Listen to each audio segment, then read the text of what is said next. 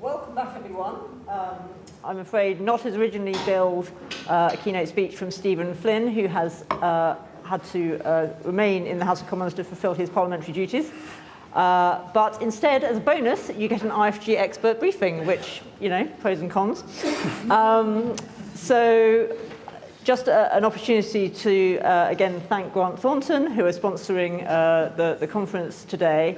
This session, what we thought we'd do, I have three of my excellent colleagues here who've stepped up to the plate at short notice. They're going to answer some of my questions. They're going to answer some of your questions. And hopefully we will all leave the room better informed. So, to kick off, I'm going to ask you each the same question. And it's a theme which has been running through the discussions we've been having today already. It's a theme that Penny Mordaunt touched on in her keynote, and indeed the panels before that, the panel I chaired and that Alex chaired. From your perspective, each of you, what are the big challenges in your area in 2023, the areas that you work on for the IfG? Are there any particular areas that you think have been overlooked so far today that we ought to be thinking about? Kick off with you, Alex. Thanks, Hannah. And it's reassuring to see people still here in the room. The star attraction has changed. Key priorities in civil service. I mean, it's hard to get away from, in the short term, the financial pressures. We covered it in the discussion earlier. Budgets will be tight. And I think the challenge for the civil service is to make efficiencies while improving the nature of the civil service and improving the service that it provides to ministers and to the public. So everything is going to be seen through the prism of efficiency over the course of the next year. The risk with that is that you underinvest in some things that really need doing, like digital projects that will lead to efficiencies down the line and take a sort of short-term gain, long-term pain approach. But I do think there's an opportunity there. I think pay is going to be a big thing just in terms of workforce management. We heard a little bit from Antonio Romeo earlier, being diplomatic as only a permanent secretary can be around the pay question, but it's going to be a huge drumbeat as it is elsewhere in the public sector. Notable this morning, talking to Dave Penman of the FDA union, fast streamers have announced today that they're going on strike with 88% voting for strike action. Fast streamers. I mean, that is remarkable and shows some of the discontent in the workforce around conditions and around pay. So that's going to set the context. But then I think the opportunities are around reform. I think there are the themes that were coming out earlier. We may go on to talk about more of them in a minute. But dealing with civil service churn, opening up the civil service to more secondments, more external expertise, creating the routes for those expertise. The question of clarifying accountabilities, that should lead to a more effective and more efficient civil service, and that's the sort of thing that we come to. I know that we'll come back to more of those themes in the questions, but that's my kind of opener. Thank you. Nick? Thank you. So looking at public services, I think there were probably three key issues, which is backlogs, staffing, and a common theme across all government funding. So on backlogs, clearly the most high-profile ones are in the NHS and in the criminal justice system, but there's huge amounts of unmet need all across public services. The Prime Minister highlighted and set as one of the things to judge this government by their ability to reduce backlogs in the NHS, so it's clearly a high political priority. These backlogs have been exacerbated by the pandemic, but in most cases they were building beforehand. And certainly this year it's going to be very difficult to make meaningful progress in addressing those backlogs, not least because even if there was unlimited money, which there is clearly not, in most cases actually the limiting factor is staff. And that's good. Building up that workforce is going to take some time and investment as well. Which brings me on to the staffing point. Clearly the big immediate problem is dealing with the industrial action. I published a comment piece this morning arguing that the government's hardline approach is counterproductive, that in hiding behind the pay review bodies and saying that their hands were tied despite setting their remits, it's undermined those bodies as forums for building consensus between the government and workforces, and many unions have now said that they will withdraw from those processes and won't take part this year. And similarly, the strikes bill, by trying to replace local voluntary negotiations over minimum service levels and instead replace them with kind of high-profile imposed national guidelines, it does nothing to take the heat out of these negotiations. And ultimately, the government can't legislate its way out of these workforce problems. And if staff feel that they are underpaid or if their rights to strike are limited, then they are going to withdraw their labour in other ways, whether by resigning in even greater numbers or by refusing to take those jobs in the first place. And that is likely to exacerbate the very serious recruitment and retention problems that already exist across most public services, whether that's the NHS, schools, social care, or the criminal justice system.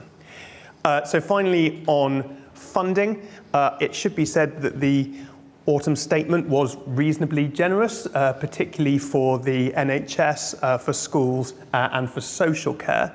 But even where that funding is now likely to be enough to meet growing demographic demand, it's unlikely to be enough to help make a meaningful difference to backlogs, particularly in the short term. And while budgets are tight over the next 2 years, the problem is going to be even more acute for whoever forms the next government, because the indicative spending plans from 25-26 onwards are even tighter, and it's unlikely that service performance is going to be much better then than it is now. Thank you, Nick. I realise I failed, although I introduced the panel before lunch, I should have done it again at the start of this session. So we have Alex Thomas, who leads our work on civil service and policy making, Nick Davies, who leads our work on public services, and Jess Sargeant, who's leading our review of the UK Constitution and is also our resident expert on all things Northern Ireland. So, Jess, nothing much going on in your space. No, not much to talk about, really. There's lots I could talk about, but I'm going to focus on 3 issues in particular. I think, first and foremost, the biggest challenge for the government at the moment is Parliament and the Prime Minister's own party. Because ultimately, in order to be able to achieve a lot of his agenda, he's going to need to get legislation through Parliament. Because of the slightly unusual way in which he got his job, he is perhaps slightly weaker than other Prime Ministers. I think if you couple that also with the fact that we're heading into an election and a lot of MPs are starting to think about how certain votes might go down in their constituencies or potentially are leaving Parliament and therefore might become a little bit more rebellious, it's going to be a real challenge for the Prime Minister in up until the next general election to try and manage that. And I think the government's going to need to think very strategically about building coalitions of support for its proposals rather than necessarily just trying to push them through like previous governments might have been able to do. I think the second big challenge is around devolution and the union, and I think that's an issue that's very fresh in people's minds because of what has unfolded this morning and the unprecedented move for the UK government to block legislation from the Scottish Parliament from achieving royal assent. So this feels like it's a continuation of the government's approach to take a quite hard-line approach to the devolved governments and to devolution, to kind of assert itself as the government of the UK and not be afraid of kind of pushing back on the Scottish government in particular, although we have also seen this theme play out to some extent with the Welsh government and the Northern Ireland executive. And to some extent that could be seen as potentially a bit of a gamble because they're not entirely sure at this point how that would go down with the Scottish public in particular. And there is a slight risk that this quite muscular approach to Scotland and legislation that the Scottish Parliament passed by quite a big majority,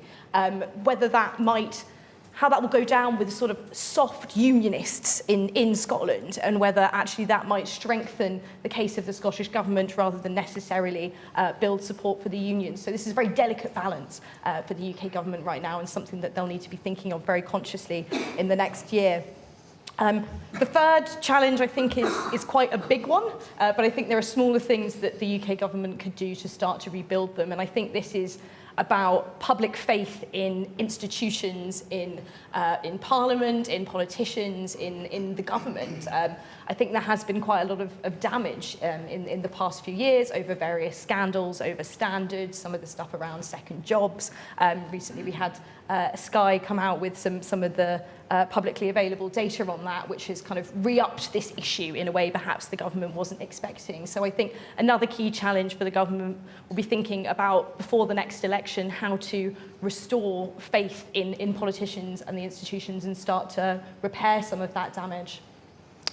Thank you very much, Jess. So I'm just going to come to each of our experts and dig a little more into the opening gambits.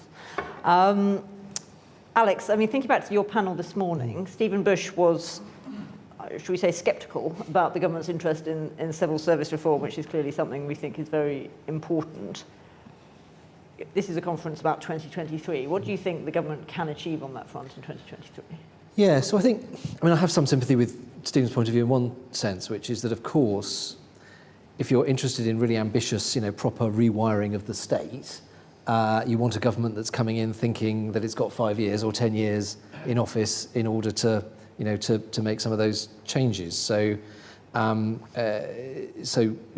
that opportunity may come in, maybe this year, but perhaps more likely 2024 or the beginning of 2025. So, that context is true and is there, but I think it is, yes, as has been a theme of the day so far, I think it's a bit of a sort of counsel of doom to suggest that nothing will happen over the course of 2023, or there aren't real opportunities for things to happen. So, I mean, specific things to pick out, and then one kind of bigger picture point. I certainly think, it is never too soon to start addressing the problem of civil service churn.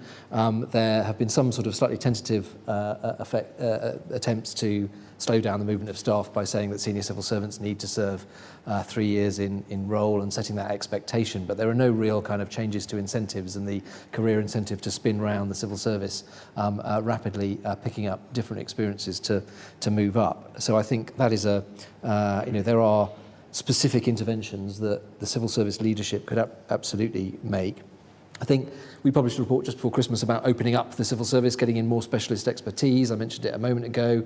That's about creating employment routes for people with deep technical and specialist expertise, keeping them there, removing some of the bureaucracy around joining and leaving the civil service, despite what I said about churn earlier. There are huge kind of barriers to entry and barriers to exit of the civil service to get in the best talent. Also, changing the interview process so that it's more comprehensible to people in the outside world who haven't served their civil service apprenticeships. So there are quite kind of specific things there. I also think there's something civil service must do, and we saw it again over the weekend with that story about Boris Johnson and his kind of distant cousin £800,000 loan, which is about reinforcing ethical standards in terms of the advice the civil service gives to ministers. My sense is that the dial has been shifted a little bit, bearing the impression of Boris Johnson away from rigorous ethical standards, and I think the civil service must start to kind of turn that dial back. So those are the kind of really important but quite kind of specific things that it doesn't take a general election to do. There's also, and we talked about it, or Sainsbury's asked a question about it earlier, this question of a civil service statute and clarifying accountability about who actually runs the civil service, where the authority for running the civil service and being held to account for high standards in the civil service sits. It's a big question. It's a fundamental question about civil service. Francis Maud has been doing a review for the last, when was it? I think it was early summer last year, June, July time, into precisely that question. He's been thinking about it. We know he's been talking to lots of people about it. He has authority as a civil service reformer and as someone who's put energy into government reform over the course of much of his recent and not so recent career. So that that exists, and there's no reason not to make a start on that now, even if I'm realistic about the chance of getting a piece of legislation through to enact that before the end of 2024.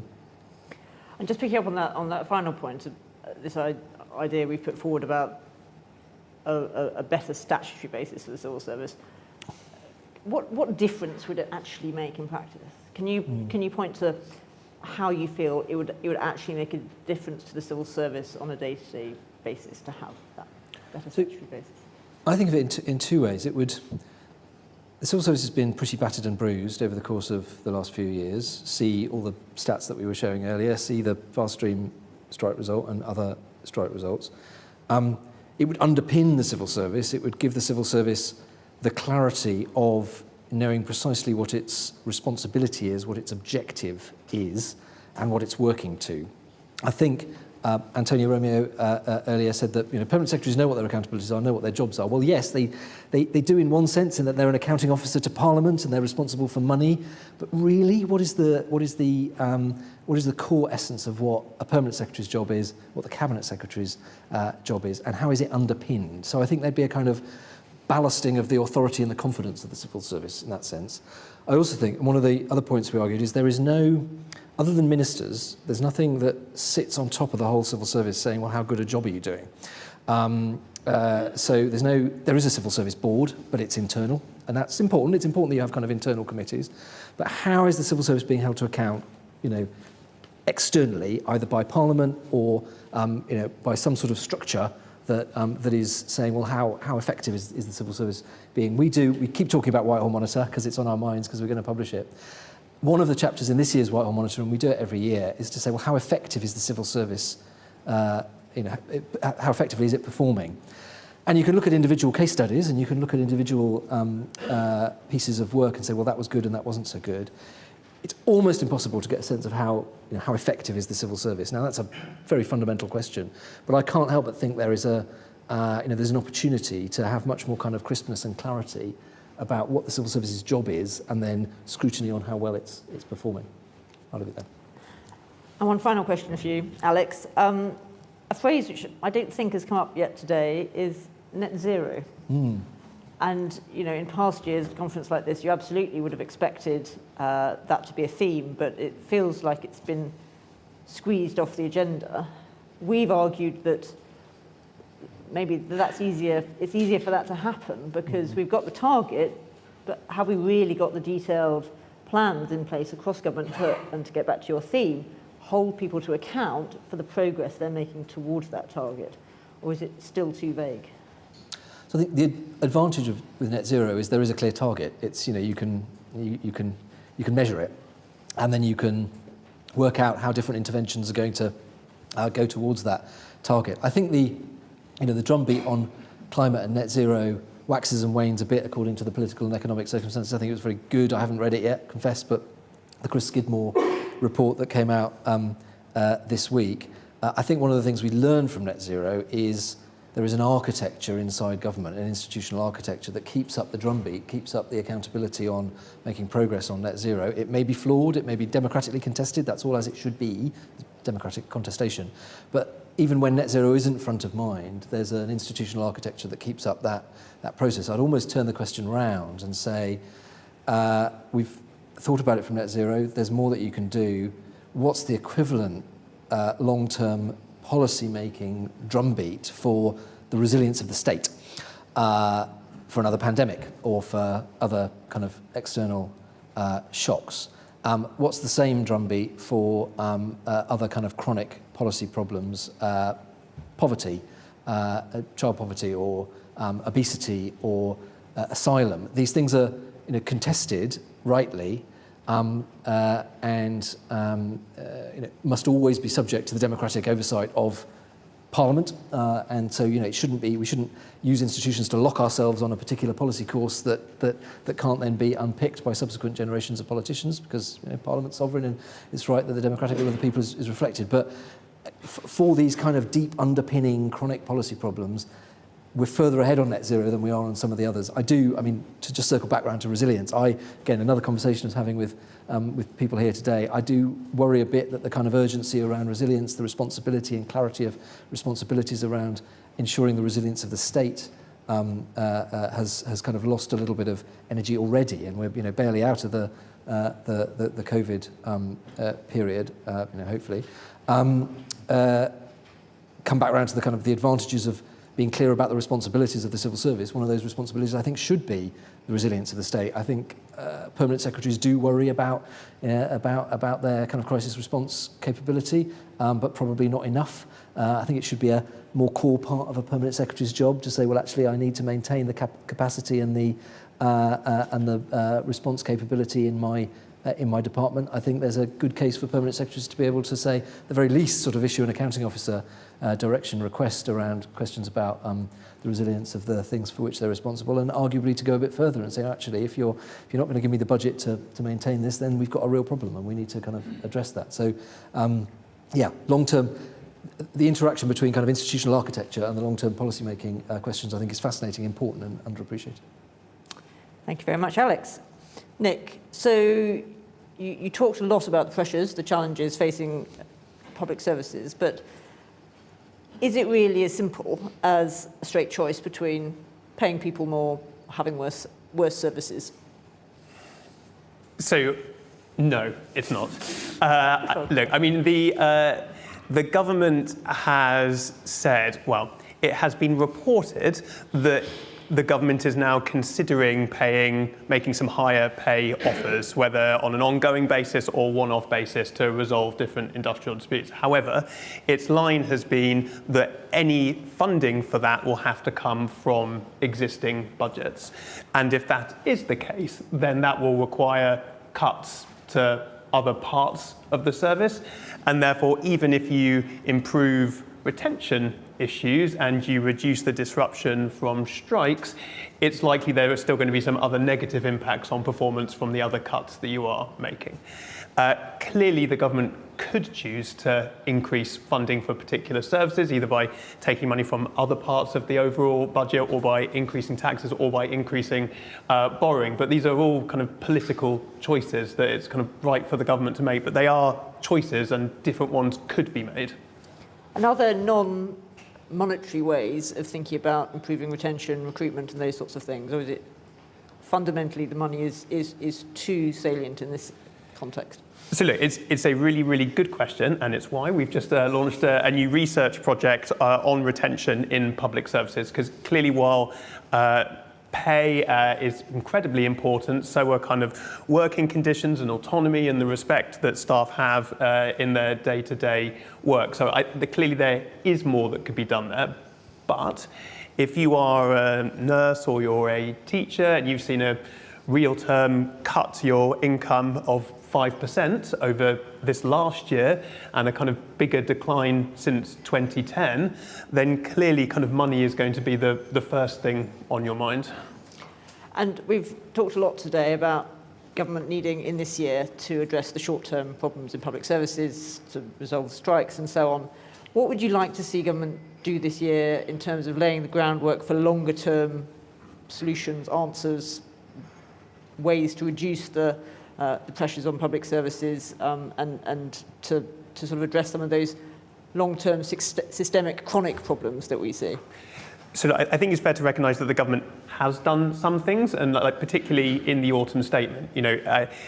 Jeremy Hunt, probably because of his ministerial and select committee background, did give a big percentage increase of funding to social care, recognising the important role it plays in the kind of the overall working of the health and social care system.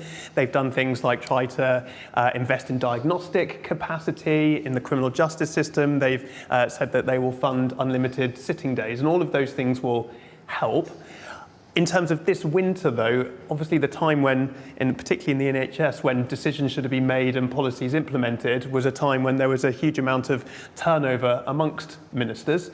And even where things were announced, like £500 million for social care to help discharge, which was announced in September, that money didn't actually hit services until December, when we've already entered winter. So there's not that much that can be done now. I suppose the immediate thing that could be done to help would be to resolve the industrial disputes, because that's not only kind of short-term disruption, but it's a kind of running sore in terms of problems in those services.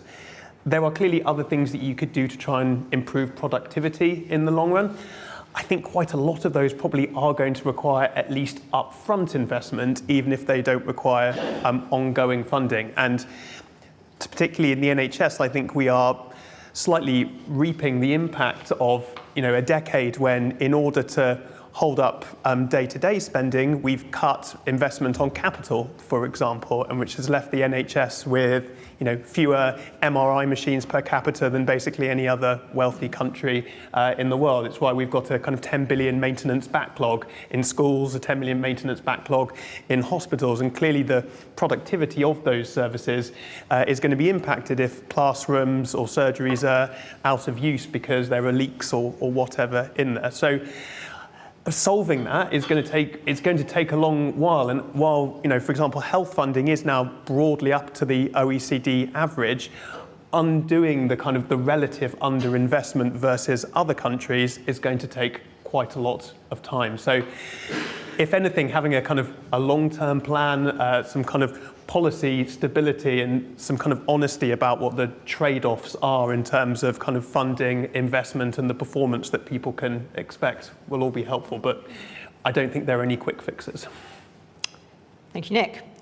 Jess, so you're running our review of the UK Constitution. Before Christmas we saw the Brown Commission come out, which is a possible agenda for the Labour Party to adopt in terms of constitutional reform. But it's not obviously, Keir Starmer was there at the launch, but Labour hasn't yet indicated what it's planning to take from Brown.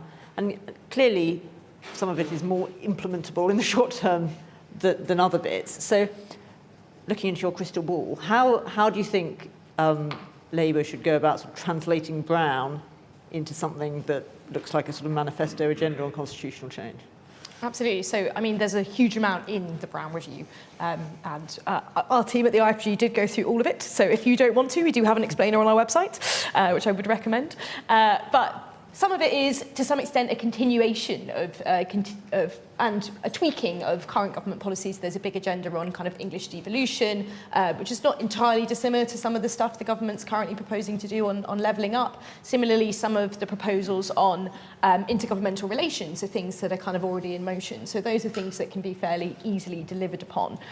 There's lots of other things, including new statutes that contain social and economic rights. That's quite ambitious, and obviously the very flagship piece on reform of the House of Lords, or as they would put it, abolishing the House of Lords and replacing it with this Assembly of Nations and Regions. And we all know that Lords reform is a very difficult thing to do, and there's not a huge amount of detail at the moment in the Brown Review as to exactly what that will look like. So there's a huge amount of work to be done by the Labour Party in figuring that out. But I think two key things that a future Labour government might need to think of, and the Labour Party preparing for government as it is, we need to think about. The first is prioritisation. If you're not going to be able to do all these things, and certainly not in a single term, what are your absolute priorities, to be able to make that very clear to voters at the next election. And the second is thinking through the process of constitutional change, how you're going to organise yourself in government, what sort of coalitions of support you might need to build in Parliament, and that includes current members of the House of Lords itself, because any reform of the House of Lords would need to be approved by them. And it's not clear that they're quite at that stage yet. I think there's still some work to be done to think about exactly how to deliver this and what timescale is feasible as well, I think, is the other thing. The Brown Review is very clear that it would like this basically to start immediately. But one of the key themes that's come out of the review of the UK Constitution is that the way that we do constitutional reform in the UK is often quite ad hoc, it's often quite reactionary. We don't think about the implications of one constitutional change for other parts of the Constitution. And so I think it's really, really important that there's a holistic, thorough process if you're going to do something as major as reforming Parliament, which is at the centre of our Constitution. And the Brown Commission proposes a new statutory underpinning for the civil service. So Yes. The coalition is growing. Which obviously they should do immediately, that one. Jess, I billed you as our Northern Ireland expert. Can you give us your assessment of the state of play on Northern Ireland, particularly something we think is very important, the prospects for restoring government in Northern Ireland? Absolutely. I'd realised I'd written that down as my key challenges at the beginning and failed to mention it. But obviously the fact that there is a part of the UK that currently doesn't have functioning government is incredibly serious. And we saw from the last period of government the consequences of that on things like the health service, the education system. A lot of the problems we're talking about here are a lot more acute in Northern Ireland. And so there is a real urgency to try and restore government there. I think it's difficult at the moment to see a clear path to that. I think we've seen some really positive noises coming out of UK-EU discussions, and that is incredibly important. I think, this idea that the UK government now very clearly wants a deal, that there is, they are discussing the issues, particularly around checks and controls. I think all very positive noises. But even if there's an agreement in principle, there's a lot of technical detail to be worked out that is going to be very, very tricky. And it's going to require compromise from both the UK and the EU to find a solution that suits both parties. And I think we're still a little way off that. I think at a political level, there needs to be some more thought about exactly how you deliver that. I mean, one of the big barriers is some of the UK government's ask, for example, on the European Court of Justice, on state aid, which are issues that the EU has said it won't move on. I think there's a question here about prioritisation. What are the absolute red lines? And what issues might you be able to kind of leave until later while resolving the very urgent problems around checks and controls that are necessary in order to restore government in Northern Ireland? Having said all that, it's not entirely clear if there was a UK-EU deal that would meet the DUP's tests that they had previously set out. And then I think we're in a very difficult position. I think one thing that the UK government could potentially be thinking about is this sort of economic case for re-establishing government to really highlight the need for stability and certainty in order to grow business communities to be able to address all of these problems that I just mentioned around kind of public services and put pressure on the DUP to go back into government in order to deliver for the people of Northern Ireland. But there are certainly no guarantees, and I think we'll have to see how things unfold in the lead up to the Good Friday Agreement anniversary on the 10th of April, which lots of people are seeing as a very key date. Indeed. We've got 12 minutes before we have to break, so I've got some questions coming through on the Slido. I also take any questions that are in the room. So Alex is the lady here. Thanks, Alex, and thank you. Hi, everyone. I'm Helen Parker from Net Zero Frameworks at Davies. Portfolio includes climate litigation, CCC sponsorship, and DAs. Great to hear you talk about net zero, finally, at 2 p.m. this afternoon.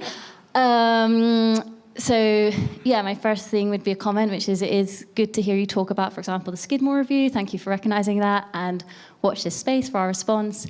But I think the second part of this would be a plea that net zero cannot be forgotten, even though we have made great progress. The target is just the beginning, not the end.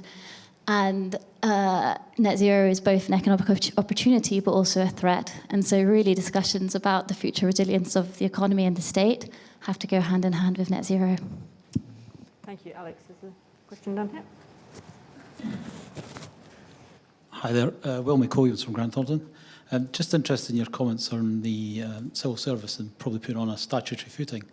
I just wonder what lessons could be learned from the corporate code of governance, where you have independent non-execs to actually actively challenge on a real-time basis. I appreciate there's scrutiny bodies like the National Audit Office and the select committees, but that real-time challenge, while looking in the rear-view mirror as to what went wrong, might be something that could be beneficial.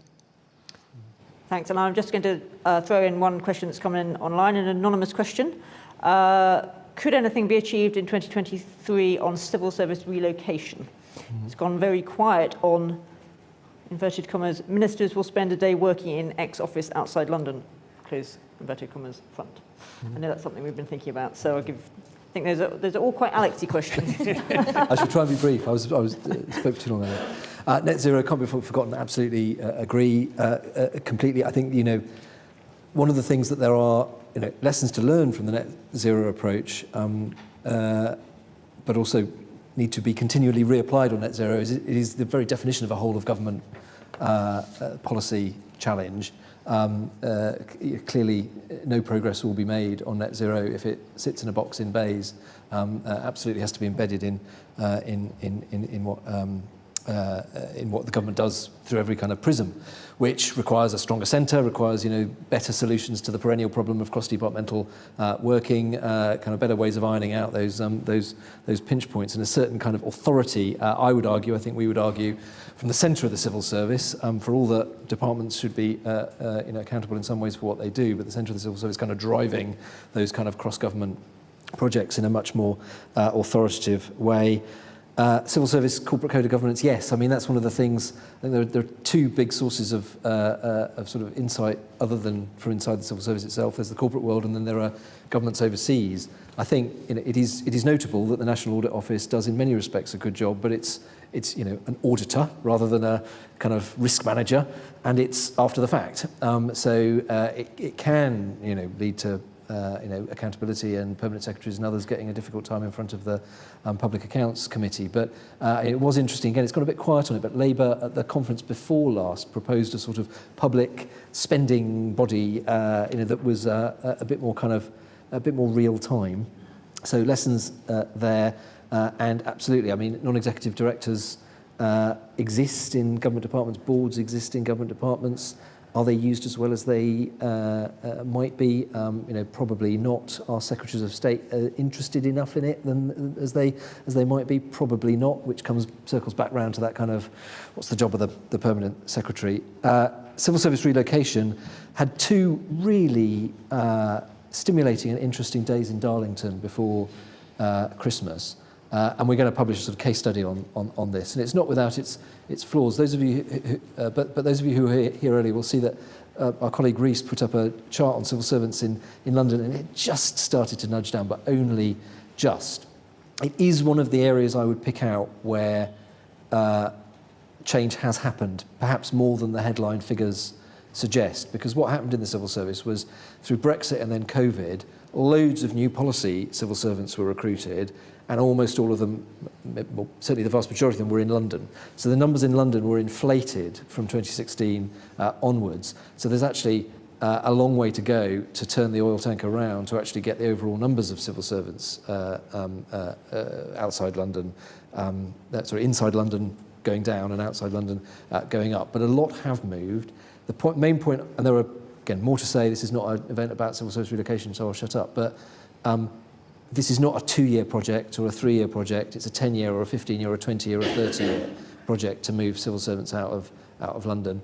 It also, you shouldn't overestimate what can be achieved by it. I think there is a bit of a temptation for ministers to say, well, we've moved hundreds of civil servants, particularly Treasury civil servants, heaven forbid, out of London. That is a big part of levelling up. It's important. It's frankly more important than I thought it was a few years ago before we looked into it. But it's not a panacea, and it's a very long-term project. Thank you, Alex. More questions. So there's Robert here. Robert Hazel from the Constitution Unit at UCL. A quick comment, if I may, and then a question. The comment is a trailer for a forthcoming IfG report. My colleague, Meg Russell, has been writing a paper for you on reform of the House of Lords, which contains a detailed critique of the Brown proposals. And Jess, I hope you'll have it very soon. My question, if I may, is to Alex and to Nick. And it follows from Munira Mirza's comments this morning about the need for better training in the civil service. If you could wave a magic wand, would you revive the Civil Service College? And if you were going to say yes to that, in what way would you redesign it so that it's really well suited for the current and the future needs of the civil service? Thank you, Robert. There's a lady here, green. Hi, Sian Elliott from the TUC. I lead the public services team there, and really welcomed, Nick, your comments around the need to resolve as quickly as possible the industrial disputes going on in the public sector, because that approach of unfair pay and unfair funding for public services actually costs us all far more in the long run. And that got me thinking too around something that Nick, that we've previously spoken on, which is around outsourcing, and that hasn't come up yet today. But we know, for example, that Labour have pledged, should they get into power, that they will lead the biggest insourcing drive in generations. And that's because we've seen time and time again that actually outsourcing in the long run ends up coming at the cost of paying conditions for the workforce, often leads to poorer quality services, and costs the taxpayer much more in the long run. And so I wondered, do you think we have won the case for insourcing in public services? And how feasible is it that Labour, should they come into power, would be able to lead this biggest drive of insourcing in a generation? Thank you. Nick, do you want to take that one, and Roberts, and then Alex can add one? Yes. So where to start on this? So I think one of the problems with the discussion on insourcing and outsourcing is that the evidence base is actually pretty weak. And it's weak for outsourcing, despite it happening for decades. It's even more limited for insourcing, because kind of meaningful insourcing hasn't been going for that long or hasn't been given the attention. So some research we did in 2019 found there is actually pretty good evidence that outsourcing, particularly in the early years, did lead to kind of some substantial savings for government, much less impact on the quality of those services, but that you're right, some of those savings did come from reductions in staff wages and conditions. And I think particularly in local authorities, you've seen a lot more recently making strategic decisions about services they want to insource because, for example, they see it as an investment in their local community, and it gives them more power to increase the wages of workers who also are their residents. To be honest, I think Labour's position and the government's position is actually much closer than either would like to acknowledge, because I think the sourcing playbook, which is the government's kind of Bible on outsourcing and insourcing, which they've now published a few editions of following the collapse of Carillion, makes a very strong case for the kind of the thoroughness with which public bodies should make that make or buy decision about whether they buy it or whether they deliver it internally. And I think my view is that either approach can work, and part of the problem is that often public bodies have continued doing what they've always done, whether that's delivering it in-house or outsourcing it, and actually, rather than considering whether they have a competitive advantage or whether there are suppliers that have a competitive advantage in delivering that, and if so, how they can build a proper market, because it's certainly true that lots of outsourcing markets don't currently work that well. And then if I could pivot onto that other question, I'm going to leave the Civil Service College question to Alex, but in terms of where I would like to see quite a lot of investment in training and upskilling, both in kind of civil service and in the wider public sector workforce, is around the procurement bill, which is currently passing through Parliament. The government has said that this is a kind of a revolution in how public procurement will work. I think it's more an evolution, and actually most of the benefits from that will not come from the changes in the letters to the legislation or regulation. They'll come from changes in practice and culture, but those are going to be much harder to deliver and will require a substantial upskilling, particularly outside of Whitehall, where over the last decade or two, and particularly since Carillion, there has been a real focus on improving commercial skills, but that hasn't been matched in local authorities or the NHS. Thank you, Nick. Alex, you've got the final word. Oh, I went on the last ever course in the Civil Service College in Sunningdale, and the reason I knew it was the last ever course was because they were trying to get rid of all the food. So yeah, I'm a strong supporter of that. Should they bring back the Civil Service College? Yes, and I think the government civil service agrees with that, and they have been establishing training facilities, rebuilding the brand of civil service college and training in a way that is sort of fit for the challenges of the moment. So yes, I think absolutely. What should it be teaching, or what should civil servants be learning? I mean, the temptation in answering a question like this is to talk about data and digital skills, agree entirely on procurement and finance, on project management skills. All of that is true. Civil servants need those skills. They need to be able to kind of bring them in. But I think there are two sort of priors to it. One is, and again, we had an event on civil service skills the other week, which I'd urge people to dig out if they're interested. One is the absolute core civil service skills, the kind of the essentials of policy making, how you communicate with ministers, how you can kind of draw together and synthesize a case and be able to present it kind of coherently and persuasively. So there is a sort of core essence of the policymaker's skills for that bit of the civil service, and that's what I'm thinking about there. But even more fundamentally, there's something about knowledge and expertise of the sector of which you are a civil servant. You don't have to be necessarily a world-class specialist to be working in a particular, on a particular policy or operations or delivery program, but you do need to have more essential knowledge about the area in which you're working than I feel some civil servants do have at the moment, which brings us right back round to the churn question and the erosion of expertise that civil servants are moving around too quickly. So yes to the college, but actually there are more fundamental questions about civil service skills, I think, that are sitting there. Thank you, Alex. Well, that's all we have time for. Thank you to everyone for your questions. Thank you to my excellent colleagues for stepping in to give you this briefing at short notice. For those of you in the building, there's coffee now outside. Our next session will begin at 2:45, and that's our keynote speech from Lisa Nandy, the Shadow Secretary of State for Levelling Up Housing and Communities. Thank you.